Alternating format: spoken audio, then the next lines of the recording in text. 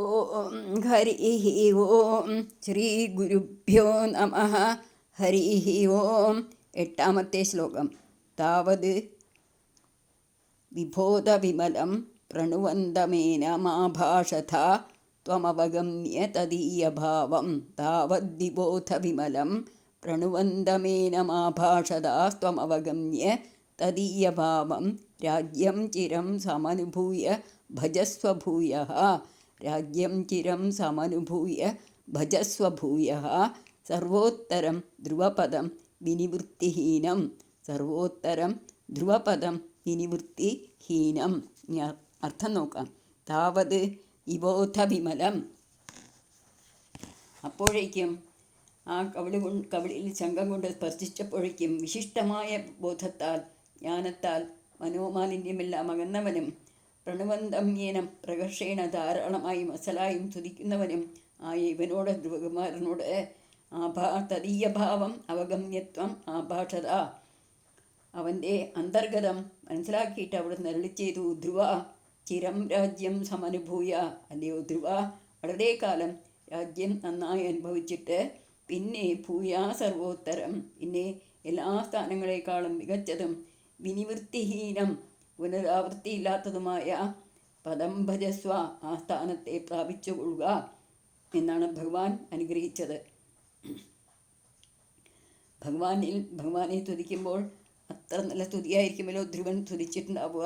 അതുകൊണ്ടാണ് ഇവിടെ വിബോധവിമലം എന്നുള്ള ഒരു വിശേഷമായിട്ടുള്ള വാക്ക് ഭട്ടതിരിപ്പാട് ഉപയോഗിച്ചു എന്ന് മഹാത്മാക്കൾ അനുസ്മരിക്കാറുണ്ട്.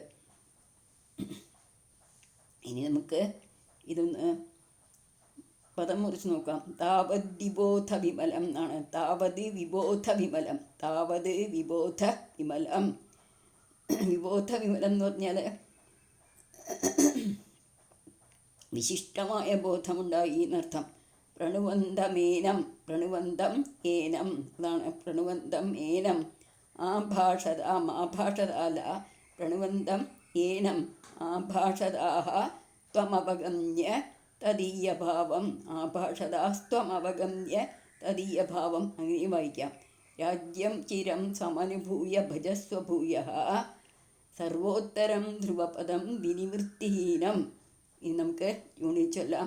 താവത് വിബോധ വിമലം പ്രണുവന്തമേനം. താവത് വിബോധ വിമലം പ്രണുവന്തമേനം ആഭാഷതാ ത്വമവഗമ്യ തദീയഭാവം. ആഭാഷതാഃ ത്വം അവഗമ്യ തദീയഭാവം. രാജ്യം ചിരം സമനുഭൂയ ഭജസ്വ ഭൂയഃ. രാജ്യം ചിരം സമനുഭൂയ ഭജസ്വ ഭൂയഃ. സർവോത്തരം ധ്രുവപദം വിനിവൃത്തിഹീനം. സർവോത്തരം ധ്രുവപദം വിനിവൃത്തിഹീനം. ഇനി 9ാമത്തെ ശ്ലോകം നോക്കാം. ഇത്യൂചുഷി ത്വയി ഗതേ നൃപനന്ദനോऽസൗ ആനന്ദിതാഖിലജനോ നഗരീമുപേതഃ. ഇത്യൂചുഷി ത്വയി ഗതേ നൃപനന്ദനോऽസൗ ആനന്ദിതാഖിലജനോ നഗരീമുപേതഃ. രേമേ ചിരം ഭവദനുഗ്രഹപൂർണ്ണകാമസ്താദേ ഗതേ ച വനമാധൃതരാജ്യഭാരഃ. രേമേ ചിരം ഭവദനുഗ്രഹ പൂർണ്ണകാമസ്താദേ ഗതേ ച വനമാധൃത രാജ്യഭാരഃ. അർത്ഥം നോക്കാം. ത്വയി ഇതി ഊചുഷി ഗതേ. അവിടുന്ന് ഇപ്രകാരം അരുളി ചെയ്ത് അന്തർധാനം ചെയ്തതിനു ശേഷം നൃപനന്ദന അസൗ, രാജകുമാരനായ ഈ ധ്രുവൻ ആനന്ദിതാഖില ജനഃ നഗരീമുപേത, സകല ജനങ്ങളെയും ആനന്ദിപ്പിച്ചവനായും കൊണ്ട് നഗരത്തിലേക്ക് വന്നിട്ട് താതേ വനേം വനം ഗതേ സതിജ ആദിതരാജ്യഭാരഃ. യഥാകാലം അച്ഛൻ വാനപ്രസ്ഥാശ്രമം സ്വീകരിച്ചപ്പോൾ രാജ്യഭരണത്തെ കൈക്കൊണ്ടവനായി ഭവദനുഗ്രഹ പൂർണ്ണകാമഃ, അങ്ങയുടെ പൂർണ്ണാനുഗ്രഹത്താൽ സമസ്ത കാമങ്ങളും സാധിച്ചവനായി ചിരം രേമേ, വളരെ കാലം സുഖമായി കഴിച്ചുകൂട്ടി. ഭഗവാന്റെ അനുഗ്രഹം കിട്ടിയതോടു കൂടിയിട്ട് ഭഗവത് ദർശനം കിട്ടിയ കുട്ടിയല്ലേ, എല്ലാവർക്കും വലിയ സന്തോഷമായി. ധ്രുവനെ നല്ല പോലെ സ്വീകരിച്ചു. അങ്ങനെ ആ കുട്ടി 5 വയസ്സിൽ ഭഗവാനെ കണ്ടുവന്ന കുട്ടി നഗരത്തിലെത്തിയപ്പോൾ വാദ്യഘോഷങ്ങളോടും എല്ലാ വിധത്തിലുള്ള അലങ്കാരങ്ങളോടും കൂടി കുട്ടിയെ സ്വീകരിച്ചു. അമ്മമാരെയൊക്കെ നമസ്കരിച്ചു, അച്ഛനെ നമസ്കരിച്ചു, അനിയനെ കെട്ടിപ്പിടിച്ചു. എന്നിട്ട് അച്ഛന് 60 വയസ്സ് കഴിഞ്ഞപ്പോൾ വാനപ്രസ്ഥാശ്രമത്തിലേക്ക് പോയി. അപ്പോൾ രാജ്യഭരണത്തെ ഏറ്റിട്ട് അങ്ങയുടെ അനുഗ്രഹം കൊണ്ട് എല്ലാ ആഗ്രഹങ്ങളും സാധിച്ചു, ഭഗവത് അനുഗ്രഹം കൊണ്ടാണ് സാധിച്ചത് എന്ന് പറയുകയാണ്. വളരെ കാലം സുഖമായി കഴിച്ചുകൂട്ടി. ഇനി നമുക്ക് ഒന്ന് പദം മുറിച്ച് നോക്കാം. ഇത്യൂചുഷി, ഇതി ഊചുഷി എന്നാണ്, പ്രകാരം അരുളി ചെയ്തു എന്നാണ്. ഇത്യൂചുഷി ത്വയികതേ നൃപനന്ദനോസാവാനന്ദിതാഖില ജനോ, നൃപനന്ദനോസൗ ആനന്ദിതാഖില ജനോ, അങ്ങനെ വായിക്കാം. ഇത്യൂചുഷി ത്വയികതേ നൃപനന്ദനോസൗ ആനന്ദിതാഖില ജനോ നഗരീം ഉപേത, നഗരീം ഉപേത എന്നുള്ളത് നഗരീം ഉപേത രേമേ ചിരം ഭവദനുഗ്രഹപൂർണ്ണകാമ താതേകതേ, സ്ഥാതേ എന്നുണ്ട്, പൂർണ്ണകാമ താതേ, പൂർണ്ണകാമ താതേ എന്ന് മതി. ഗതേച്ച വനമാതൃതരാജ്യഭാര, വനം ആതൃതരാജ്യഭാര, അതൊക്കെ വലിയ എളുപ്പത്തിൽ വായിക്കാൻ പറ്റും. സ്ഥാതയല്ല, താതേ, അച്ഛൻ ആണ് വരിക, അത് മാത്രം ശ്രദ്ധിക്കണം. ഇനി നമുക്ക് ട്യൂണിൽ ചെല്ലാം. ഇത്യൂചുഷിത്വൈകതേ നൃപനന്ദനോസൗ ആനന്ദിതാഖില ജനോ നഗരീമുപേത, ഇത്യൂചുഷിത്വൈകതേ നൃപനന്ദനോസൗ ആനന്ദിതാഖില ജനോ നഗരീമുപേത രേമേ ചിരം ഭവദനുഗ്രഹപൂർണ്ണകാമഃ, രേമേ ചിരം ഭവദനുഗ്രഹപൂർണ്ണകാമഃ താതേ ഗതേ ച വനമാതൃതരാജ്യഭാരഃ, താതേ ഗതേ ച വനം ആതൃതരാജ്യഭാരഃ. ഈ 10ാമത്തെ ശ്ലോകം. ധ്രുവൻ്റെ ഭ്രാതൃവാത്സല്യവും പരാക്രമവും ഭക്തിരാർഢ്യവുമാണ് ഈ ശ്ലോകത്തിൽ കൂടെ ഭഗവാന്റെ മുന്നിൽ ഭട്ടതിരി അവതരിപ്പിച്ചത്. അത് നമുക്ക് ചൊല്ലി നോക്കാം.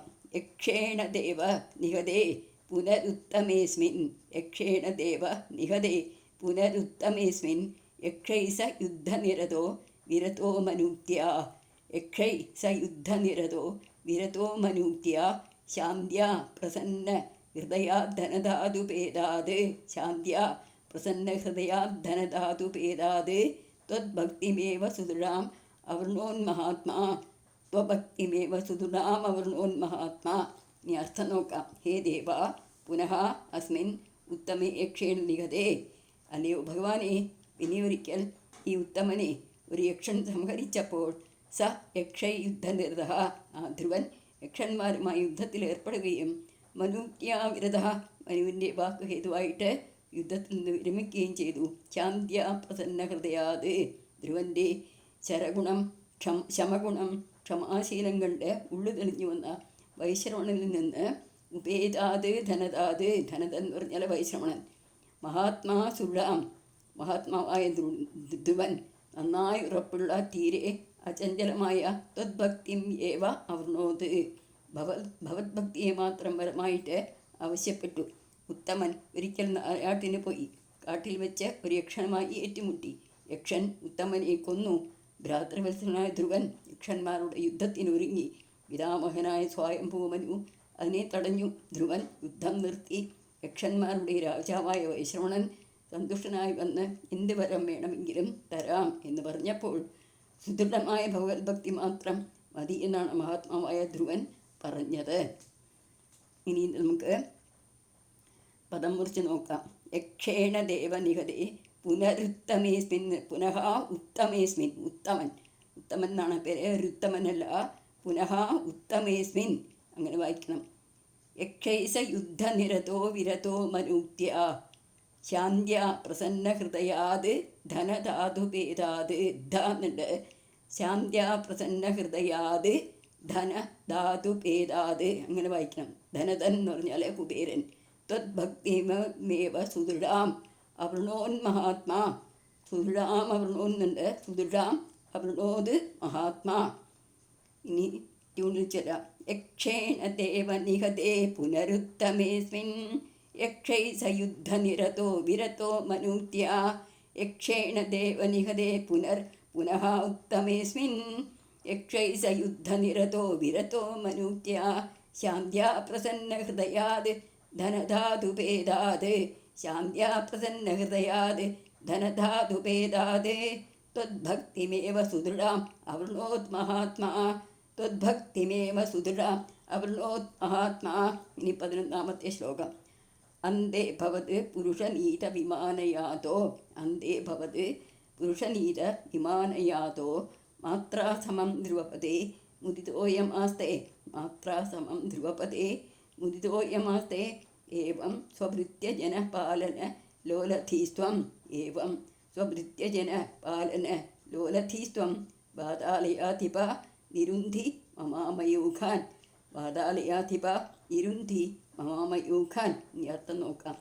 അന്തേ അയം ഐഹിക ജീവിതത്തിൻ്റെ അവസാന കാലം വന്നപ്പോൾ ഭഗവാൻ പറഞ്ഞ പ്രകാരം എല്ലാ സുഖങ്ങളും അനുഭവിച്ചു. അവസാനം വിരക്തനായിട്ട് അദ്ദേഹം നിൽക്കുന്ന സമയത്ത് ശരീരം വിടാറായി. ഭവത് പുരുഷനീത വിമാനം വിമാനയാത അങ്ങയുടെ ആളുകൾ കൊണ്ടുചെന്ന വിമാനത്തിൽ കയറിപ്പോയിട്ട് മാത്രാസമം ധ്രുവപദേ മുദിത ആസ്തേ അമ്മയോടുകൂടി ധ്രുവലോകത്തിൽ സന്തുഷ്ടനായും കൊണ്ട് ഇന്നും ഇരുന്നരുളുന്നു. പാതാലയാധിപ ഗുരുവായൂരപ്പ ഏവം സ്വഭൃത്യജനപാലന ലോലധീഹി ത്വം. ഇപ്രകാരം തൻ്റെ ഭക്തജനങ്ങളെ സംരക്ഷിക്കുന്നതിൽ ഉള്ളാലെ അത്യന്ത തൽപരനായ അവിടുന്ന് മമ ആമയോഖാൻ നിരുന്ധി എൻ്റെ എല്ലാ രോഗങ്ങളെയും തീർത്തു തരയണമേ എന്ന് പ്രാർത്ഥിച്ചുകൊണ്ടാണ് ഈ ദശകം ഭഗവാന്റെ തൃക്കാൽക്കൽ നമ്മുടെ ഭട്ടതിരിപ്പാട് സമർപ്പിച്ചത്. ധ്രുവചരിതം അതിഗംഭീരമായിട്ട് പറഞ്ഞുകൊണ്ട് ഭഗവാന്റെ തൃക്കാൽക്കൽ സമർപ്പിച്ചു. ഭാഗവതത്തിൽ ചതുർത്ഥ സ്കന്ധത്തിൽ 8-ാം അധ്യായം മുതൽ 12 വരെയുള്ള 4 അധ്യായങ്ങൾ പറഞ്ഞു. തന്നെയാണ് ഇവിടെ 11 ശ്ലോകങ്ങളെ കൊണ്ട് ചുരുക്കി ഒന്നും വിട്ടുപോകാതെ വളരെ ഭംഗിയായിട്ട് ഭഗവാന്റെ തൃക്കാൽക്കൽ സമർപ്പിച്ചു. ഇനി എങ്ങനെയാണ് പദം മുറിക്കാം നോക്കാം. അന്തേ ഭവത് പുരുഷനീതമിമാനയാതോ മാത്രാസമം ധ്രുവപദേ മുദിതോയമാസ്തേ ഏവം സ്വഭൃത്യജനപാലന ലോലധീഹി ത്വം. ലോലധീസ്ത്വം എന്ന് വായിക്കാം. പാതാലയാധിപ നിരുന്ധി മമാമയൂഖാൻ. മമ ആമയൂഖാൻ എന്നാണ്. അതാണ് മമാമയൂഖാൻ. ആമയൂഖം എന്ന് പറഞ്ഞാൽ രോഗങ്ങൾ എന്നാണ് അർത്ഥം. ഏതായാലും ഭട്ടതിരിപ്പാട് വളരെ സന്തോഷത്തോടു കൂടിയിട്ട് ഈ ധ്രുവചരിതം ഭഗവാന്റെ തൃക്കാൽക്കൽ സമർപ്പിച്ചതുപോലെ നമുക്കും ഓരോരുത്തർക്കും ആ ഉണ്ണിക്കണ്ണൻ തൃക്കാൽക്കൽ സമർപ്പിക്കാം. ധ്രുവനെ പോലുള്ള സുദൃഢമായ ഭക്തി എന്തു വന്നാലും ഇളകാത്ത ഭക്തി തരണേ ഗുരുവായൂരപ്പ ഗുരുവായൂരപ്പ എന്ന് വീണ്ടും വീണ്ടും പ്രാർത്ഥിച്ചുകൊണ്ട് ആ കുഞ്ഞിക്കാലുകളിൽ നമുക്കും സമർപ്പിക്കാം. ഇനി ഇത് ട്യൂണിൽ ചൊല്ലി നോക്കാം. അന്തേ ഭവത് പുരുഷനീത വിമാനയാതോ അന്തേ ഭവത് പുരുഷനീത വിമാനയാതോ മാത്രാസമം ധ്രുവപദേ മുദിതോയമാസ്തേ മാത്രാസമം ധ്രുവപദേ മുദിതോയമാസ്തേ ഏവം സ്വഭൃത്യ ജനപാലനലോലധീസ്ത്വം ഏവം സ്വഭൃത്യ ജനപാലനലോലധീസ്ത്വം വാതാലയാധിപ നിരുന്ധി മമാമയൂഖാൻ വാതാലയാധിപ നിരുന്ധി മമാമയൂഖാൻ. സർവത്ര ഗോവിന്ദനാമ സങ്കീർത്തനം. ഗോവിന്ദ ഗോവിന്ദ. സ്വഭൃത്യപാലന ഭഗവാനെ സ്വഭൃത്യ ജനപാലന ലോലധീസ്ത്വം എന്നാണ് ഗുരുവായൂരപ്പനോട് പറഞ്ഞത്. അങ്ങയുടെ ഭൃത്യന്മാരെ പാലിക്കുന്നതിൽ താല്പര്യമുള്ള ഹേ മഹാപ്രഭുവായ ഗുരുവായൂരപ്പ അങ്ങയുടെ തിരുമുമ്പിൽ വന്നിരുന്നു കൊണ്ട് ഈ അടിയനാവുന്നത് പോലെ അവിടുത്തെ കീർത്തിക്കുന്നുണ്ട്. ഭാഗവതത്തിനെ പിഴിഞ്ഞെടുത്ത് അതിൻ്റെ സാരം അതിൻ്റെ രസം അങ്ങേക്ക് ഞാൻ തരുന്നുണ്ടല്ലോ. ആ ഭാഗവതമാവുന്ന പാൽക്കടൽ കടഞ്ഞ് അതിലുള്ള ആ ഉരുണ്ടുകൂടുന്ന അതിമനോഹരമായിട്ടുള്ള പുതുവെണ്ണ അങ്ങയുടെ കയ്യിൽ സമർപ്പിക്കുന്നുണ്ടല്ലോ ഗുരുവായൂരപ്പ. അങ്ങ് സന്തോഷിക്കണേ എന്ന പ്രാർത്ഥനയോട് കൂടിയിട്ടാണ് ഓരോരോ ദശകവും ഭട്ടതിരിപ്പാട് ഭഗവാന്റെ മുന്നിൽ സമർപ്പിക്കുന്നത്. ആ ഒരു ഭാവനയോടുകൂടി നമുക്കും ഭഗവാനോട് അങ്ങനെ തന്നെ സമർപ്പിക്കാം ഭഗവാന്റെ പാദങ്ങളിൽ. ഇപ്രകാരം ഭട്ടതിരിപ്പാടുക്ക് എല്ലാ ഐശ്വര്യങ്ങളും കൊടുത്ത് ആ മഹാനെ ഇന്നും നമ്മുടെ ഇടയിൽ സ്മരിക്കാനും നാരായണീയം പഠിച്ച് എല്ലാ സുഖങ്ങൾ കിട്ടാനും അനുഗ്രഹിച്ചു. അതുപോലെ നമ്മളെയും അനുഗ്രഹിക്കട്ടെ എന്നുള്ള പ്രാർത്ഥനയോട് കൂടിയിട്ട് ഈ ദശകം നമുക്കും സന്തോഷത്തോടെ സമാധാനത്തോടെ ശാന്തിയോടെ ഭഗവത് തൃപ്പാദങ്ങളിൽ ഉണ്ണിക്കണ്ണൻ്റെ തൃപ്പാദങ്ങളിൽ സമർപ്പിക്കാം. ഓരോരോ ദശകവും ഓരോ ശ്ലോകം ചെല്ലുമ്പോഴും വളരെ ഔത്സുക്യത്തോടു കൂടിയിട്ട് ആ ഉണ്ണിക്കണ്ണൻ്റെ മുഖത്ത് നോക്കി ഭട്ടതിരിപ്പാട് ചോദിക്കുമത്രേ, ഹേ മഹാപ്രഭു, ഈ പറഞ്ഞതൊക്കെ ശരിയല്ലേ? ഭാഗവതത്തിൽ ഇങ്ങനെയല്ലേ പറഞ്ഞിട്ടുള്ളത്? ഭഗവാനും വളരെയധികം സന്തോഷത്തോടു കൂടിയിട്ട് തലയാട്ടി സമ്മതിക്കും, കയ്യൊപ്പ് വെച്ച് കൊടുക്കും. അങ്ങനെയാണ് ഈ നാരായണീയം രചിച്ചിട്ടുള്ളത് എന്നാണ് മഹാത്മാക്കൾ അനുസ്മരിക്കുന്നത്. ഏതായാലും ഈ ദിവ്യമായ ഗ്രന്ഥം നമുക്ക് കിട്ടിയതിൽ നമ്മൾ മഹാഭാഗ്യശാലികളല്ലേ? ഒന്ന് ആലോചിച്ച് നോക്കൂ, നമുക്ക് എന്ത് വേണം? ഇതൊന്ന് വെറുതെ ഇരുന്ന് വായിച്ചാൽ മതി, അല്ലാതെ യാതൊന്നും ചെയ്യേണ്ട ആവശ്യമില്ല. ഒരു വിളക്കും കൂടി കൊളുത്തണ്ടെന്നാണ് പറയുന്നത്. ആ ഭഗവാനെ, ഗുരുവായൂരപ്പനെ മനസ്സിൽ ധ്യാനിച്ചുകൊണ്ട്